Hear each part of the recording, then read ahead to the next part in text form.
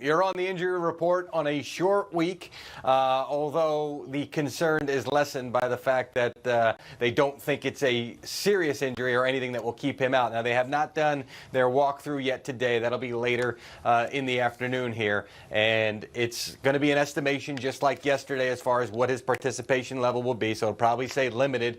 But the expectation here that I continue to hear is that he will be a go for the game against the Jets on Thursday. We'll see if he's limited in any capacity. If he is, that maybe takes away that little extra bit of explosiveness that separates Lamar Jackson from just any other running quarterback. So we shall see how big of an impact it will have on this Ravens offense and Jackson specifically. Yeah, and a tough task for any team to try to shut down Lamar Jackson on a short week. Jets pretty good run defense, though. Jets really good run defense, and that's going to be interesting to see how they handle this one. And look, the Buffalo Bills held the Ravens to only 118 yards on the ground. Only. Now, a lot of other teams would say, hey, give us 118 yards on the ground. We'll take that. But the way this Ravens offense is built, they need to do more of that on a week in and week out basis. And they've been in the 200s on pretty much a regular basis this season. So that's a big thing for them. The other thing is that Ronnie Stanley, the left tackle, was listed as DNP yesterday with a concussion. He played the full game on Sunday. So the symptoms must have popped up at some point after that. And usually, it's in the 90 percentile. When a guy has a concussion coming out of a Sunday game, he does not play on Thursday. So now you're down Ronnie Stanley. You're also down center Matt Skura, and I know that they've been okay without him as they put Patrick McCarry in there. But when you start to lose these linemen here and you start to go back to the guys behind them, you wonder what kind of impact that's going to have overall. So, yeah, this is a matchup to watch on Thursday, the strengths for both teams. As the Ravens try to wrap up a 1 or a 2 seed, they could potentially even wrap up the 1 seed this week. Granted, they cannot do that on Thursday. And I'd have to have the Patriots and Chiefs lose later, Week 15. Thank you, Mike Garafolo, with the Ravens side of things here ahead of Thursday night football. Now let's get the Jets side of things. This is the New York Post today. Back page. Gutter ball. Remember Le'Veon Bell was ruled out on Saturday by the Jets. They said he had the flu and illness. Well, the New York Post with this bombshell. Supposed to be at home, Le'Veon Bell pictured with friends bowling on Saturday night while his team was meeting, getting ready for the game with the Dolphins. Here's an exchange with Adam Gase about an hour ago. What's your take on the Le'Veon late night bowling situation? I mean, did he violate any team rules? No, because we didn't want him coming to the hotel or locker room. He was still contagious. Beyond rules, do you have any problem? I mean, if he was well enough to bowl, I mean, yeah, what's your feeling? That wasn't his fault that we said that he was still contagious.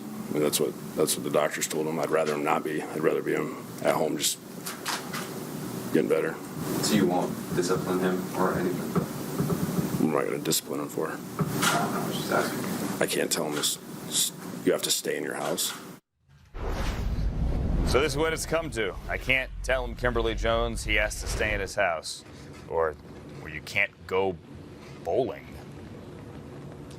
This is where we are with the Jets, and we talked previously, and we will talk again, about the Giants. It's where this football season is in this market, and tabloid writers got a gift of a lifetime.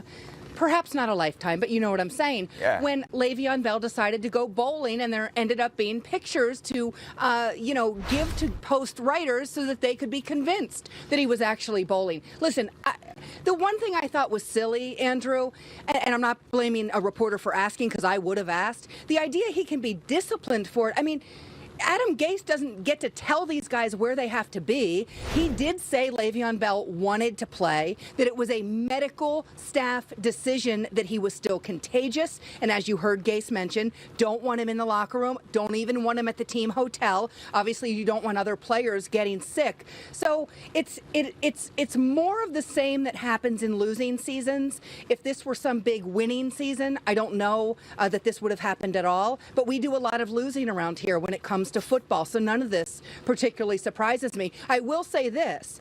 Bilal Powell, the running back who's had some success this season, has an ankle injury that might keep him out of Thursday. He also has the flu, by the way. So when Gase was asked if Bell's going to play Thursday, he said, they really hope so because they're running out of bodies. So hopefully he gets cleared and can play for the Jets' sake. But yesterday he was here for the lift that the players had in the weight room, of course. Today he's here for the walkthrough and everything else. So they're moving on. But it's a fun story, kind of. It is, and Gase said it's a bad optic. I mean, those are his words. He conceded it's a bad look here. I didn't see the full pictures. He evidently had on orange pants or something like that. I don't know if he had like my cause, my bowling shoes. I believe they were leather. Yes. Well, that's a whole nother discussion. But let's move on. Greg Williams discussion. What's Greg Williams saying about stopping Lamar Jackson? Greg's usually a confident type on the podium. He is, and he has an interesting perspective here, Andrew, because when he was still with the Browns last season, they played Lamar and the Ravens in Week 17. So he was able to say to us that he believes that in the offseason that Lamar worked on his fundamentals, his techniques. He's become a better passer. He credited John Harbaugh and Greg Roman for the work not only with their quarterback, but with that offense overall. He did say, and Gase said this as well, listen, they're in walkthroughs this week. It's a Thursday game. You can't replicate with a practice squad player or another player on the roster what Lamar's going to do on Thursday. So some of that, they're just going to have to find it. They're going to have to find him. And one quick thing, that play where poor Matt Milano, in position to tackle Lamar on Sunday in Orchard Park, and he gets dusted because Lamar jukes him. Greg Williams did say, Andrew, he was going to play that clip for his defense as soon as he left our meeting or our press conference. Yeah, don't be that guy, except Matt Milano's not alone. There have been plenty of Matt Milanos this year. Lamar Jackson makes people do that.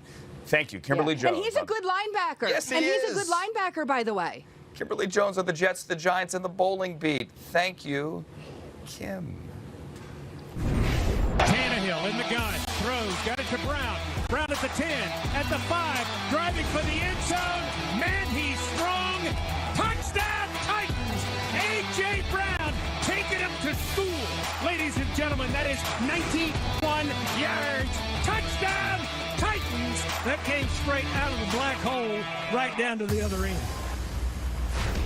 So I don't know about you, I'm out of my fantasy playoffs, but if I were still in, these numbers might have more significance, like Drew Brees putting 40 in a losing effort on the board this past week. Jameis Winston put up 34, and he still threw 3 picks.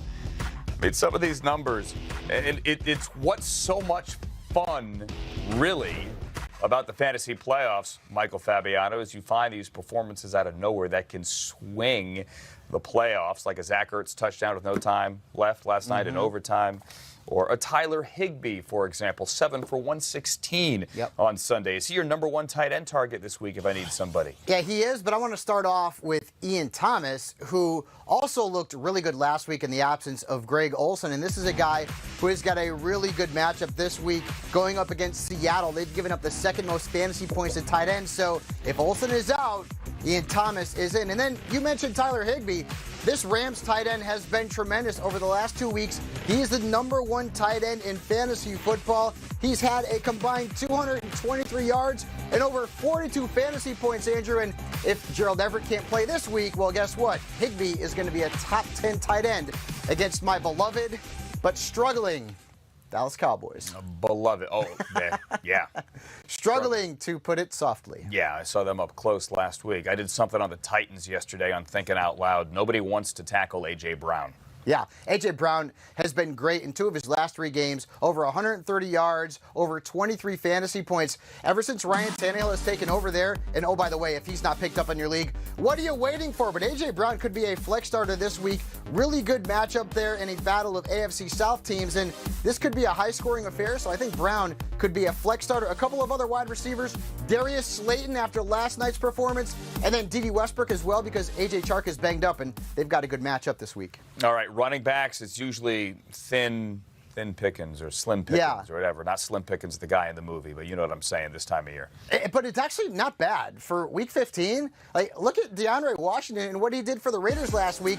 he was the leader in terms of backfield snaps and touches and fantasy points for Oakland. He was basically a featured back. And if Josh Jacobs can't play this week, I think Washington is a really good play. This is a great matchup against the Jaguars. No team in the National Football League, Andrew, has a lot more fantasy points over the last 4 weeks than Jacksonville. Raheem Mostert is also out there, believable or not, over 80% of NFL.com leagues. I think a lot of people were worried about a potential committee, including myself, but over the last 2 weeks, he has led this backfield in terms of snaps and touches and fantasy points. Good matchup, too, against Atlanta. So, at worst, unless Kyle goes Shanahanigans on us this week, Mostert is a flex starter. Oh, Shanahan. I've never heard that one. You've never heard that one. We say it all the time on NFL Fantasy Live. Well, we should watch then tonight. Everyone should watch at 6 o'clock Eastern Time this evening for Michael Fabiano and his crew on NFL Fantasy Live. Happy fantasy play.